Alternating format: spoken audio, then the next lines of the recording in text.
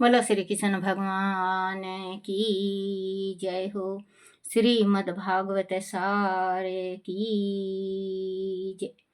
श्रीमद् भागवत सार में 608 सेवा करते समय रोमांच हो एवं आंखों में आंसू आवे तो सेवा सच्ची है। सेवा करने का विशेष पुण्य होता है। किसी का भी सेवा कर रहे हो आप तो हृदय से करो सेवा। माता पिता का सेवा कर रहे हो, सास ससुर का कर रहे हो, गुरु का कर रहे हो, कोई मेहमान का कर रहे हो तो दिल से करो। कहीं कहीं देखने में आया है बच्चों को सेवा तो करते हैं लेकिन बिरिड़ बिरिड़ बिरिड़ किरिड़ किरिड़ किरिड़ करके करते हैं। वो सेवा सेवा नहीं होता। वो तो बेटा व्यर्थ है। वो तो करना ना करना बराबर है। किसी के यहाँ मेहमान आ जाएंगे, खिलाएंगे वही सब कुछ, लेकिन बहुत कुछ बोल के।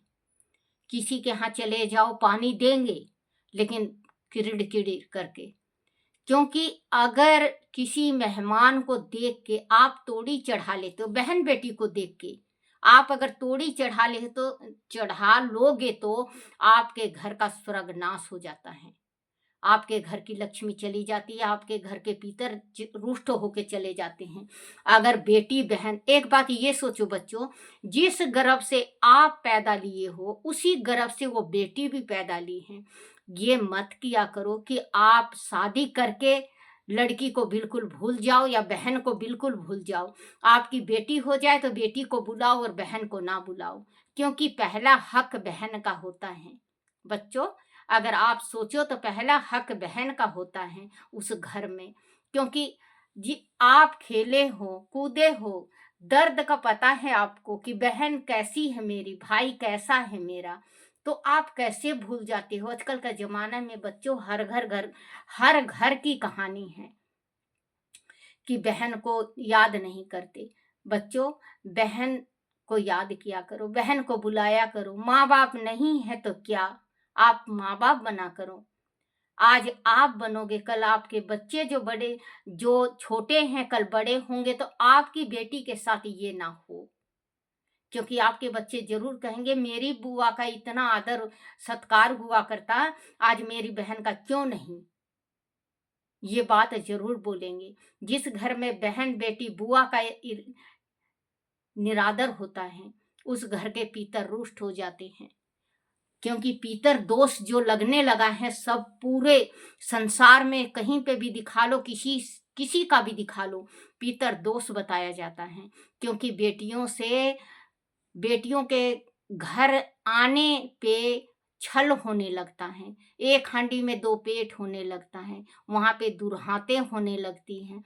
बेटी के वास्ते अपना अच्छा अच्छा चीज रख देंगे और बहन के वास्ते वही उल्लू पुंजू। एक बात ये सोचो कि आप कल एक रोटी में आधे आधे दोनों बहन भाई बांट के खा लिया करते। आज आपकी लड़की हो गई है तो आप अपनी बहन को कैसे भूल गए। और उन बहनों को भी है, आपके बच्चे हो गए तो आप अपने भाई को कैसे भूल गए।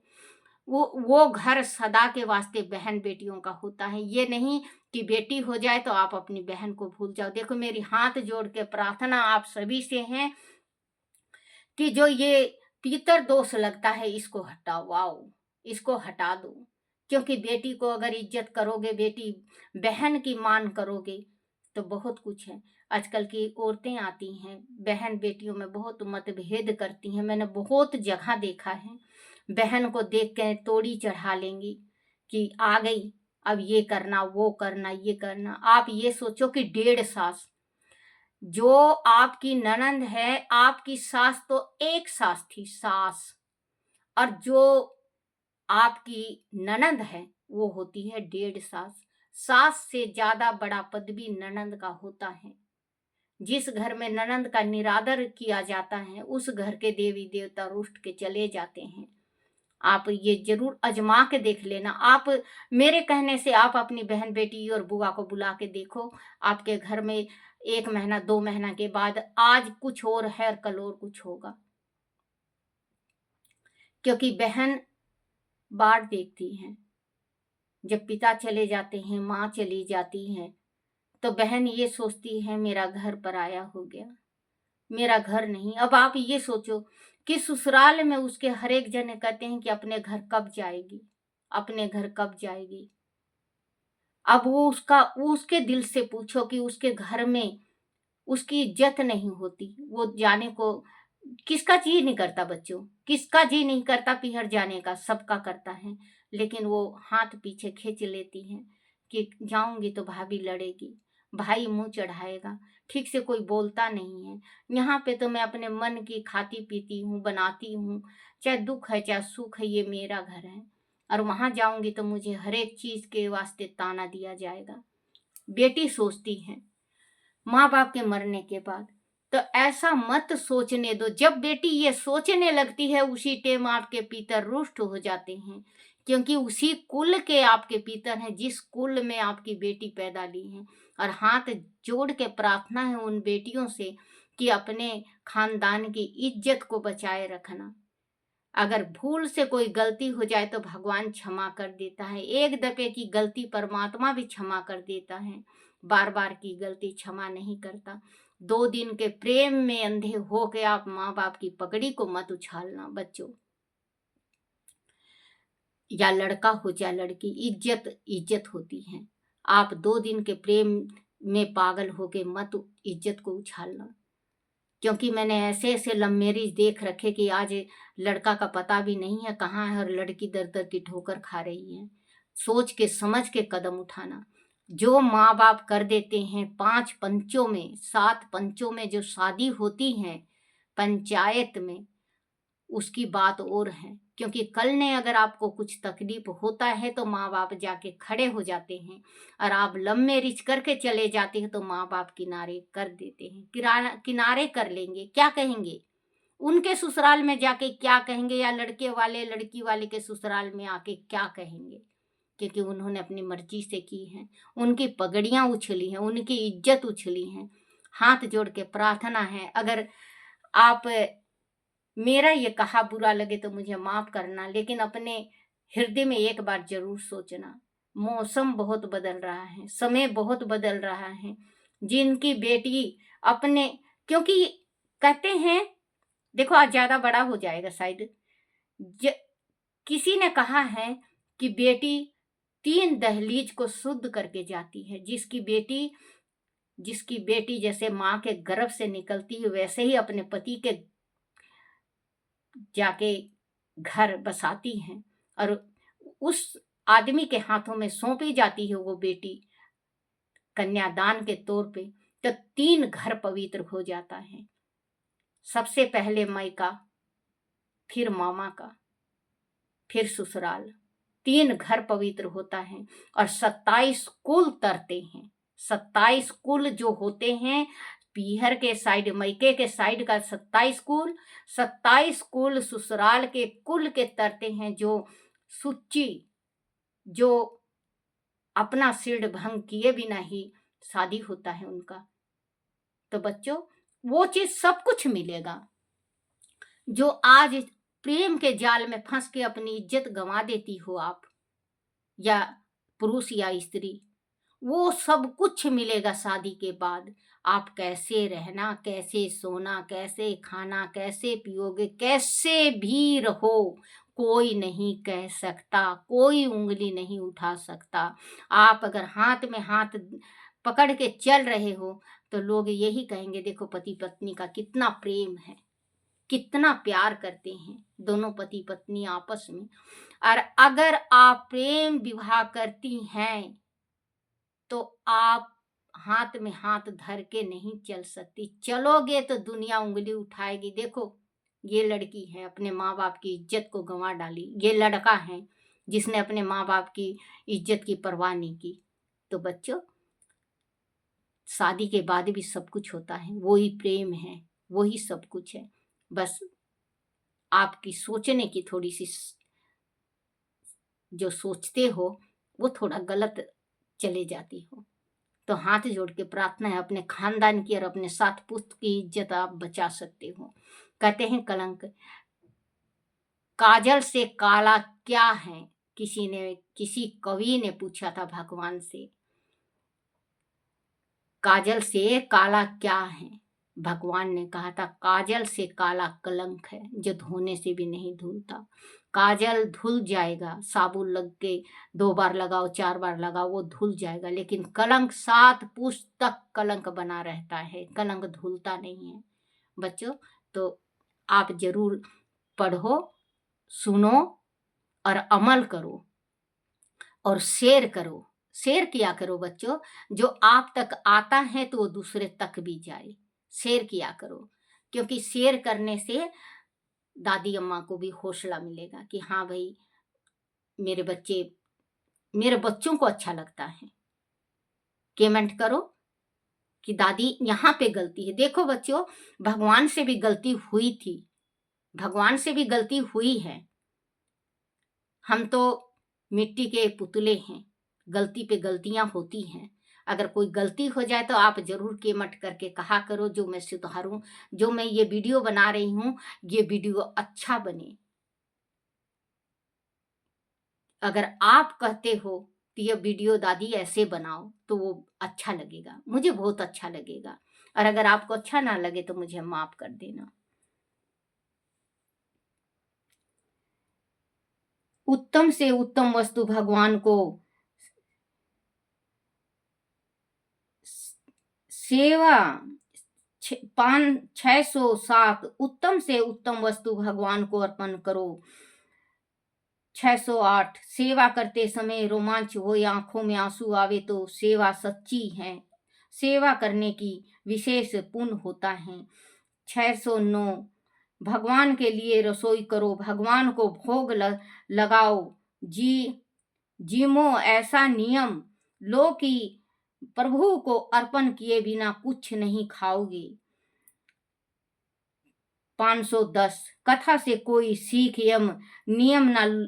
नियम लो तो कथा सुनना व्यर्थ है। कथा कान और हृदय में रखो, कथा को सुनकर अपने जीवन में उतारो। बच्चों, अगर कथा आप सुन रहे हो तो इससे कुछ सीख लो। ग्रंथ में लिखा हुआ है कि जैसे मैं अभी कथा आपके सामने पढ़ रही हूँ और मैंने कहा है अभी आपको लड़का और लड़कियों को दोनों को समझाया है, तो इससे कुछ सीख लो। सीख लेने से और हृदय में रखने से बहुत बड़ा नुकसान होने से बच जाओगे। ये ना हो कि अब पछतावत का हो तो जब चिड़िया चुगी खेत, क्योंकि जब चिड़िया चुग गई खेत तो फिर कुछ पछताने से कोई फायदा नहीं। तो बच्चों, वही कहते हैं कि अगर कथा सुनो तो हृदय में रखो, हृदय में रखो। और जैसे कानों में रस के जैसे आप लो कि हाँ भाई मैं सुन रहा हूं, और उसकी भक्ति करो। ये नहीं कि कथा चल रहे सुन रहे हो, हाँ भाई हो लिया खत्म। कोई पूछे कि इस कथा में क्या था, भैया मुझे तो ध्यान नहीं, याद नहीं है, भूल गया। भूलने का बहाना मत बनाया करो। कुछ अमल किया करो, कुछ सोचा करो, कुछ विचार किया करो। सोचने से और भगवान को हृदय में रखने से हमारा जो कार्य बिगड़ता है वो बन जाता है, बिगड़ा हुआ भी कार्य बनता है। 610 कथा से कोई सीख एवं नियम ना लो तो कथा सुनना व्यर्थ है। कथा कान और हृदय में रखो, कथा को सुनकर अपने जीवन में उतारो, क्योंकि कथा को सुन के अपने जीवन में उतारो। 611 चित्र के बजाय मूर्ति उत्तम है। सेवा में प्रथम ध्यान करो, संपत्ति के अनुसार खर्च करो, सुंदर सिंहासन बनाओ। सेवा में बोलना नहीं, देह की प्रतीत हो तो नमस्कार करना। सेवा में दया भाव रखो। बच्चों, जो सेवा कर रहे हो आप, भगवान का सेवा कर रहे हो, कोई तो तस्वीर और मूर्ति का करता है। मैंने भी मूर्ति तस्वीर रख रखी, मूर्ति भी रख रखी, तस्वीर भी है। जैसे अब हम लड्डू गोपाल की तस्वीर ले लिए मान लो, तो तस्वीर को रोज नहला नहीं सकेंगे, श्रृंगार नहीं कर सकेंगे। अगर हम मूर्ति लेते हैं लड्डू गोपाल का, चाहे किसी रूप में ले लो, आप बेटे के रूप में ले लो, आप भाई के रूप में ले लो। मैंने भाई का रूप में ले रखा।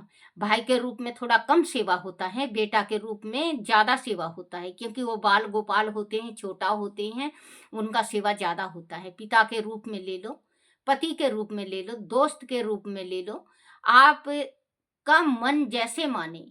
ये नहीं कि आज बेटा बना लिया, कल भाई बना लिया, परसों पति बना लिया, ये गलत बात होता है बच्चों। आप इस चीज का गांठ बना के रखना, अगर कोई कहता है कि ये मेरा बेटा है तो बेटा ही है। बेटा भाई नहीं बनता, भाई पिता नहीं बनता, पिता पति नहीं बनता। या भगवान को साक्षी मान के आप भगवान को रखवाला मान लो कि परमात्मा आप ही मेरे रक्षक हो। तो हम सेवा करते हैं, काजल लगाते हैं, नहलाते हैं, धुलाते हैं, कपड़ा पहनाते हैं, काजल लगाते हैं, लिपस्टिक लगाते हैं। जैसे भी टेढ़ा मेढ़ा आता है मैं आपके सामने दिखाती हूँ बच्चों, मैं करती हूँ।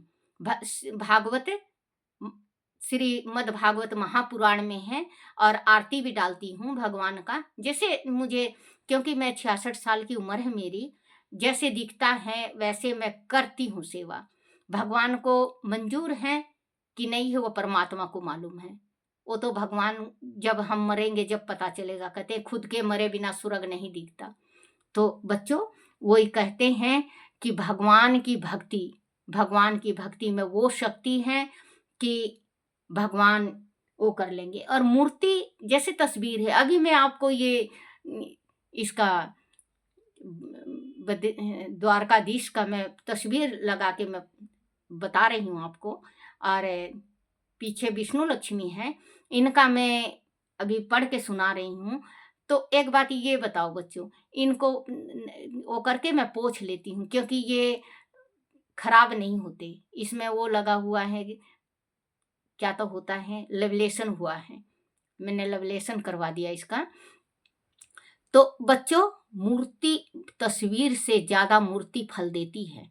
चाहे किसी का भी, माँ भवानी का रख लो, भोलेनाथ का रख लो, किसी का भी रख लो, तस्वीर तो हृदय को, मन को शांत करती है। और मूर्ति है विग्रह रूप, जो तन मन को जानती है और फल देती है। 111 चित्र के बजाय मूर्ति उत्तम है। सेवा में प्रथम ध्यान करो, संपत्ति के अनुसार खर्च करो, सुंदर सिंहासन बनाओ। सेवा में बोलना नहीं, देह की प्रतीत हो तो नमस्कार करना। सेवा में दम दस व भाव रखो। बच्चों भगवान की भक्ति में जितना भी हो शक्ति अनुसार आप भगवान की सेवा किया करो। और बच्चों ज्यादा नहीं तो 10 रुपए का घास गौ माता को जरूर डाला करो, उससे पितर जी महाराज कृपा बरसाते हैं। बोलो श्री कृष्ण भगवान की जय। हरिवंश पुराण की जय।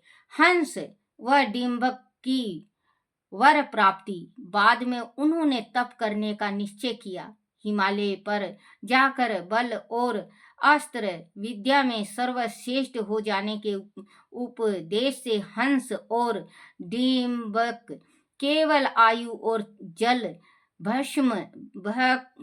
जल भक्षण करते हुए शिव जी के प्रति तप करने लगे। उन्होंने 5000 बरस तक नियम स्तोत्र से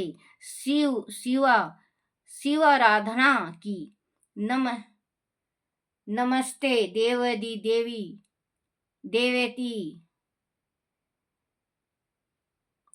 इत आदि नाम भी ने अर्थ हे देवताओं के भी देवता शंकर, आपको दिन रात प्रणाम करता हूँ। हे हर सर्व शिव नंद नीलकंठ उमा के स्वामी महादेव, हे वृषभध्वज विरूपक्ष हर्यक्ष जगत के नाथ, हे भक्ति प्रिय गिरीश वामदेव अच्युत शिव स्वयंभू श्वेत उत्तम होने वाले महादेव, देवादि देव ग्रहशय, हे भूत भवन देवताओं के भी पूजनीय प्रणवों की आत्मा सदाशिव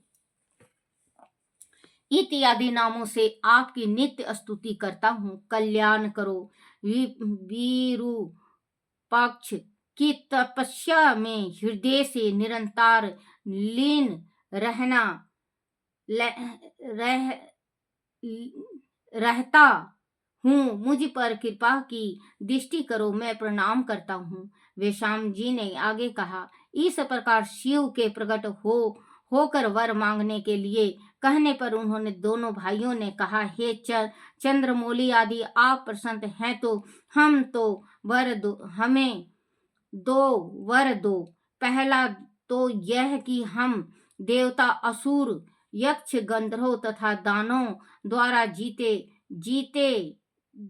ना जा सकें, और जब भी हम युद्ध को जाएं आपके दो भूत गण हमारी सहायता को साथ रहें। दूसरा यह कि हमारे पास द्रोह शस्त्रों का संग्रह हो जाए। समसत दीप अस्त्र तथा महेश्वर रुद्र महाशिर नामक महा अस्त्र भी हमारे पास रहे। दीप अभेग कवच, धनुष तथा फरसा भी रहे। तब आशुतोष ने कहा, एवमस्तु कुंडोधर और विरूपक्ष नाम के भूतेश गण तुम्हारी सहायता को रण में भी रहेंगे। उधर जनार्दन ने भी विष्णु की उपासना की और ब्रह्म तत्व में अत्यंत प्रणिगत प्राप्त कर ली। बाद में वह तीनों घर को लौट आए और माता पिता का आशीर्वाद लेकर विवाह किया। तब यज्ञ आदि करते हुए अपनी पत्नियों के साथ वह तीनों आनंद पूर्वक रहने लगे। बोलो श्री कृष्ण भगवान की जय। श्री कृष्ण गोविंद हरे मुरारी, हे नाथ नारायण वासुदेवाय, हे नाथ नारायण वासुदेवाय, हे नाथ नारायण वासुदेवाय। श्री कृष्ण गोविंद हरे मुरारी, हे नाथ नारायण वासुदेवाय, हे नाथ नारायण वासुदेवाय, हे नाथ नारायण वासुदेवाय। बोलो श्री कृष्ण भगवान की जय हो। अपने अपने माता पिता की जय हो। अपने अपने गुरुदेव महाराज की जय हो। श्री हरिवंश पुराण की जय।